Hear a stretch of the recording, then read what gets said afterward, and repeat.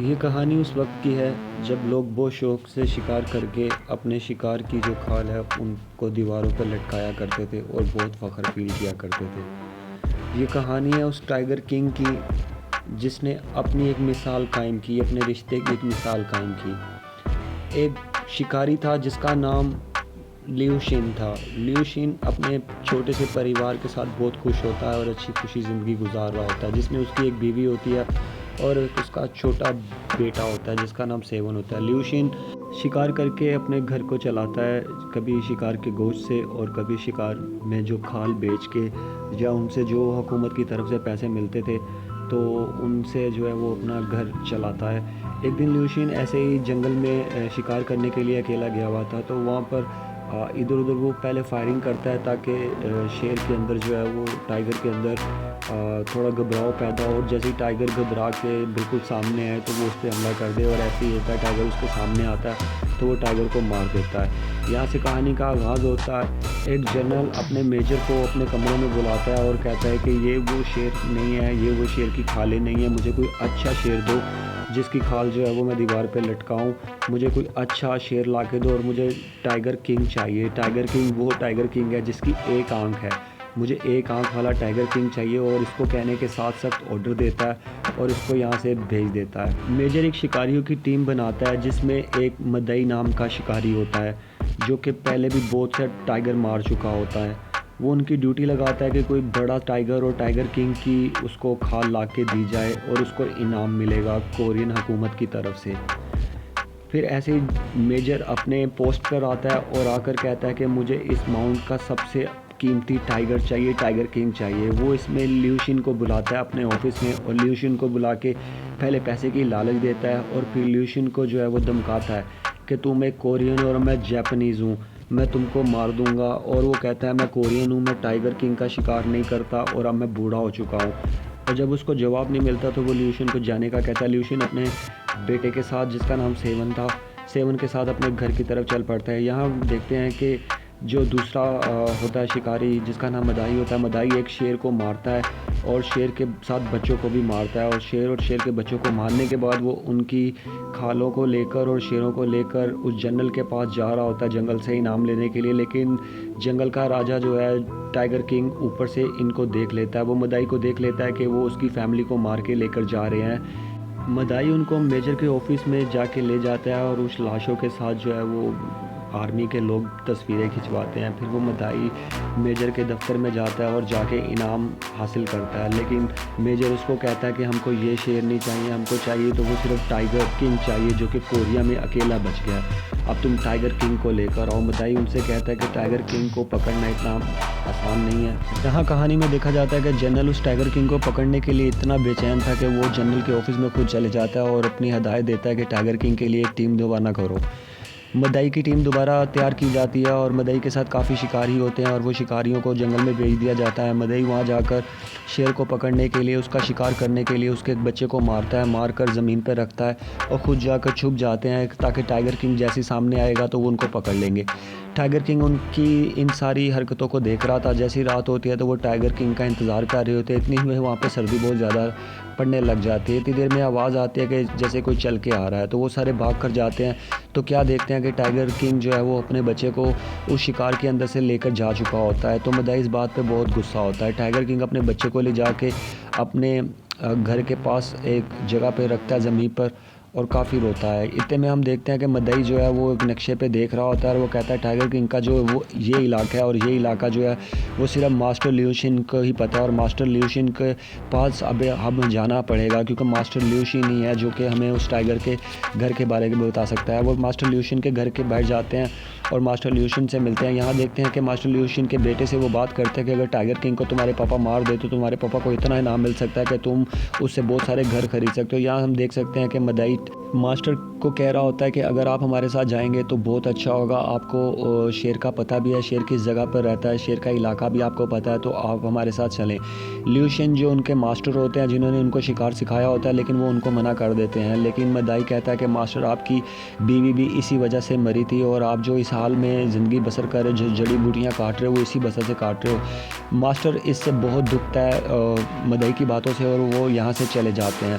फिर मदई का बेटा मास्टर को देखता देखता है। मास्टर अपनी वही बात को पुरानी को याद करता है कि कैसे उसने शिकार के लिए एक दिन गए थे और मदई ने उसको कहा था कि जो टाइगर किंग है वो इसके घर की तरफ जा रहा है, तो वो टाइगर किंग को मारने लगा था, लेकिन पैसे पीछे से चलने की आवाज़ आई तो मास्टर मुड़ के गोली मारता है तो देखता है कि उसकी बीवी मास्टर ही के गन से जो है ना वो कत्ल हो जाती है मास्टर के हाथ से ही। लेकिन टाइगर किंग मास्टर के पास आता है और वो उसको देखता है कि इसकी बीवी फौत हो चुकी हुई है और ये बहुत बेबस है, लेकिन वो छोड़ के चले जाता है। इस सीन को याद करके मास्टर अपने बेटे को अगले दिन जंगल में ले जाकर नसीहत कर रहा होता है, लेकिन मास्टर का जो बेटा है सेवन वो मास्टर से ज़िद करता है कि मैं किंग को पकड़ूंगा, मैं टाइगर किंग को पकड़ूंगा और मैं उसका शिकार करूंगा क्योंकि मैं एक शिकारी का बेटा हूँ। ये कह के मास्टर अपने बेटे को मारता है और वो बेटा वहाँ से चले जाता है घर की तरफ। इतने दिन में हम देखते हैं सेवन जो है वो मेजर के दफ्तर में जाता है और जाके कहता है कि मैं टाइगर किंग को मार सकता हूँ, आप मुझे कोई गन दें, मुझे इनाम दें। तो वो उसको काफ़ी लालच देते हैं कि तुम मारो, लेकिन मदाई उसको कहता है ये एक छोटा बेटा है, वो कहता है अगर बेटा आ गया तो बाप भी आ जाता है। इससे ही वो अगले दिन काफ़ी सारे शिकारियों को उसके बेटे के साथ और मदाई के साथ जो है वो जंगल में भेज देते हैं। मदाई का जो दोस्त है वो बहुत ज़िद करता है कि नहीं, हम मास्टर के बेटे को साथ नहीं लेकर जाएंगे, सेवन को हम साथ लेकर नहीं जाएंगे, सेवन को अगर कुछ हो जाता है तो हम मास्टर को क्या जवाब देंगे, और सेवन को वो पीछे रहने की हिदायत करता है और वो खुद आगे चले जाते हैं।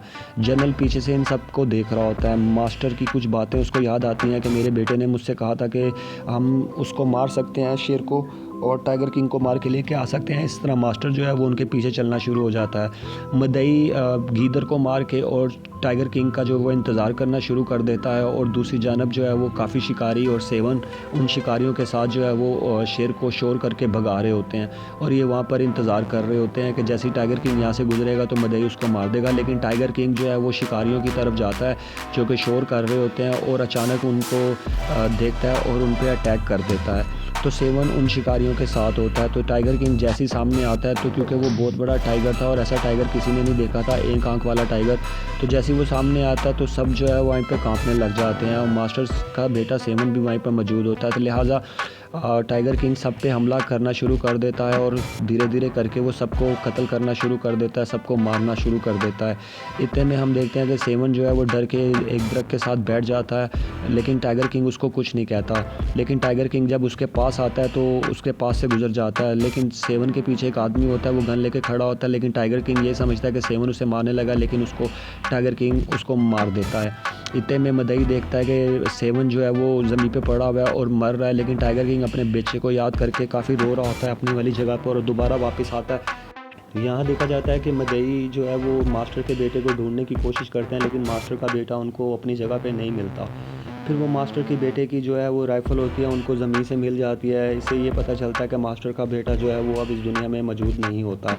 मदई इस बात को छुपाने की कोशिश करता है। इतनी देर में ही मास्टर जो है वो मदई के पीछे से आ जाता है और वो आकर मदई से कहता है कि कहाँ है मेरा बेटा, तुम्हारी वजह से जो है मेरा बेटा मेरे हाथों से गया है, तुमने मेरे बेटे को मुझसे दूर किया है। तो मदई से लड़ने लग जाता है मास्टर। इतनी देर में हम देखते हैं कि टाइगर किंग जो है वो भेड़ियों के पास जाता है और भेड़ियों को वहाँ से भगाता है, क्योंकि नीचे मास्टर ल्यूशिन का जो बेटा है सेवन उसकी लाश पड़ी होती है। तो टाइगर किंग उस बच्चे की लाश को उठाता है और उठाकर मास्टर के घर की तरफ ले के चले जाता है। तो कहानी की अगली तरफ हम देखते हैं कि जितनी भी लाशें होती हैं सारी जो होते हैं वह शिकारियों की, वो लाशें इकट्ठी की जाती हैं जनरल के ऑफिस के बाहर और मदई से वो बात कर रहे होते हैं कि तुम टाइगर किंग की लाश नहीं लेकर आए। मदई कहता है कि वो टाइगर किंग है, वो इतनी आसानी से नहीं मरेगा, आपको अपने साथ आर्मी के ट्रेन बंदे देने चाहिए जो कि ठंड में जाके लड़े। इतनी देर में हम देखते हैं कि मास्टर अपने घर में रोता रोता थका हारा आता है, लेकिन जब वो वापस मुड़ के पीछे देखता है तो पीछे उसको टाइगर की आवाज़ आती है। मास्टर अपने घर के बाहर रो रहा होता है। तो इतनी देर में मास्टर जब पीछे की तरफ देखता है तो टाइगर किंग एक आंख वाला जो टाइगर होता है वो मास्टर के बेटे की लाश को लेकर सलामत मास्टर के पास रख जाता है। मास्टर जब उस शेर को देखता है तो मास्टर को वो चीज़ याद आ जाती है कि मास्टर ने ऐसे ही इसकी माँ को मारा था, तो 2 बच्चे थे उसके साथ, जिसके साथ एक बच्चा था उसकी एक आंख थी, और ये वही टाइगर है जिसको मास्टर ने कभी मदई से भी बचाया था। मदई इसको बच्चों को मारने की बहुत कोशिश कर रहा था, लेकिन मास्टर ने कहा था नहीं, हम बच्चों को नहीं मारेंगे। तो मदई ने फिर बहुत कोशिश की कि देखो हमें इसका इनाम भी मिलेगा, हमने बहुत बड़ा टाइगर मारा, लेकिन इसके बच्चे भी मार दें। लेकिन जो मास्टर है वो मदई को वहाँ से डांटता है, लेकिन उसके बच्चों को नहीं मारने देता। मास्टर उन दोनों बच्चों को एक जो है गार के अंदर छोड़ आता है और मास्टर को इस चीज़ का बहुत दुख होता है, लेकिन मास्टर रोज़ जो है उन बच्चों के लिए खाना लेकर आता है, उनको खाना देता है और चोरी छुपे उनको देखता भी है। ऐसे मास्टर को जब एहसास होता है कि वो बच्चे कैसे होंगे कैसे नहीं होंगे, वो बच्चों को देखने के लिए जाता है और मास्टर को वही चीज़ याद आती है और उसकी वही नेकी उसके काम आ जाती है कि वही टाइगर किंग बड़ा हो जाता है और वही वो टाइगर किंग होता है जो बड़ा होके मास्टर के बेटे को मास्टर के घर तक जो है वो छोड़ कर आता है। मास्टर को जब ये बात याद आती है तो मास्टर बहुत रोता है और मास्टर उस शेर से जो है वो टाइगर किंग से बहुत वादा करता है कि आज के बाद उसका रखवाला ये होगा, आज के बाद उसकी रखवाली ये करेगा, और अपने बेटे को लेके काफ़ी रोता है। फिर रोते रोते रोते रात हो जाती है और इसी तरह वक्त गुजरता रहता है। रात को जब मास्टर की आंख लग जाती है और मास्टर को ख्वाब में वो शेर नज़र आता है, मास्टर की आंख खुलती है तो मास्टर क्या देखता है कि जितनी भी आर्मी की बटालियन होती है वो सारी बटालियन जनरल के ऑफिस में आती है और जनरल उनको सबको भेज देता है कि आप टाइगर किंग को मार कर आओ। और वो उनको नक्शा बताते हैं, टाइगर किंग का जो है ठिकाना बताते हैं, जहाँ टाइगर किंग रहता है वहाँ बताते हैं। वो सारे फ़ौजी जवान जो हैं वो हमला कर देते हैं, पूरे जो है वो पहाड़ी इलाकों पे हमला कर देते हैं बम से, फायरिंग से, जिससे टाइगर किंग जो है वो काफ़ी घबराता है और वो अपने अड्डे अपने ठिकाने से निकल के बाहर आ जाता है। लेकिन इसके दौरान टाइगर किंग के जितने भी ख़ानदान के लोग होते हैं वो सारे मर जाते हैं, टाइगर किंग के सारे बच्चे मर जाते हैं। लेकिन टाइगर किंग इसी के गुस्से के अंदर आकर वो आर्मी के ऊपर जो है वो हमला कर देता है। फिर वो आर्मी के जितने भी जवान होते हैं सबको बारी बारी करके मारना शुरू कर देता है, क्योंकि टाइगर किंग की जितनी भी फैमिली होती है इसी आर्मी की वजह से सारी जो है वो तबाह हो जाती है, ज़ाया हो जाती है। टाइगर किंग बारी बारी करके सबको मारना शुरू कर देता है और अपना रिवेंज इनसे लेता रहता है।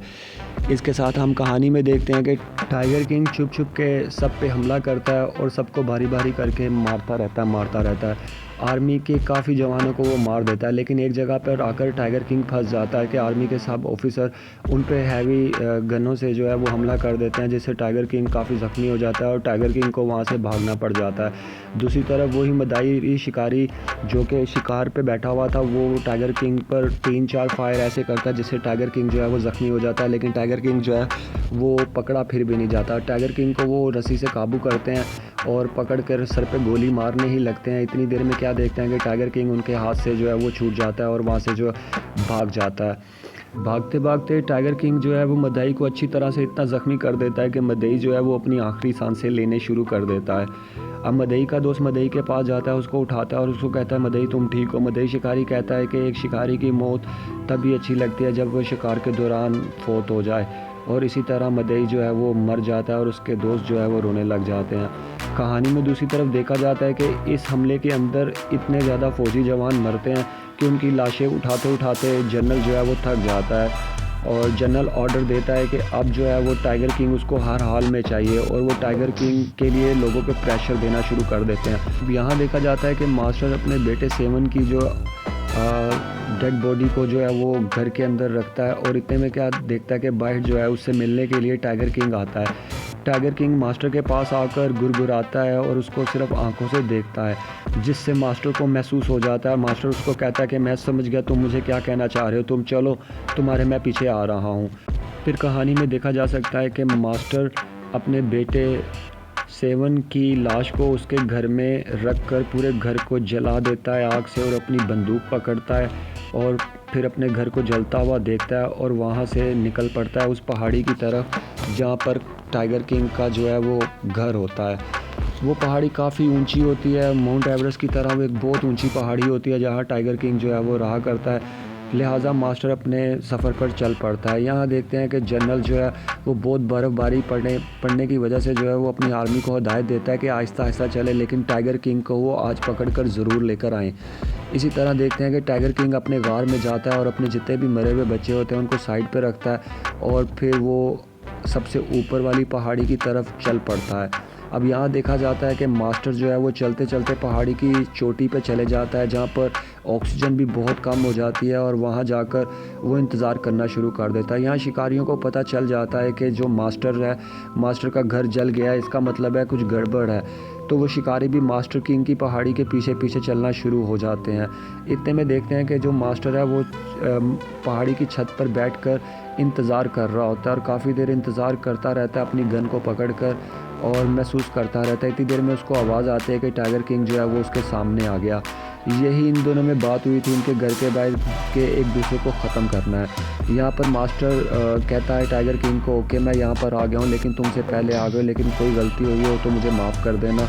तो इसी के साथ मास्टर अपनी बंदूक को पकड़ता है और टाइगर को कहता है कि तुम रन करो, मैं तुम्हें फायर करता हूँ, लेकिन तुम्हें मारने के बाद तुम भी मुझे मारोगे। इस तरह टाइगर किंग भागता है और वो उसके ऊपर फायर करता है। फायर की आवाज़ सुनकर सब शिकारियों को पता चल जाता है कि मास्टर ने ऊपर टाइगर को मार दिया। मास्टर टाइगर को कहता है कि मैंने अब तुम्हें मारा है और तुम भी मुझे मारो। इस तरह वो टाइगर और मास्टर दोनों जो खाई से नीचे गिर जाते हैं। शिकारी पीछे आ जाते हैं और शिकारियों को पता चल जाता है। अगले दिन जनरल शिकारियों से पूछता है कहाँ गया वो टाइगर। वो कहते हैं वो टाइगर मर गया था, लेकिन वो उसको बताते नहीं है कि वो टाइगर कहाँ मर गया था। जनरल के इशारे से ये ऑपरेशन को वहीं पर ख़त्म कर दिया जाता है और जनरल कहता है कि नेक्स्ट गर्मियों में हम यहाँ पर टाइगर किंग को पकड़ने ज़रूर आएंगे। तो इस तरह कहानी ख़त्म हो जाती है।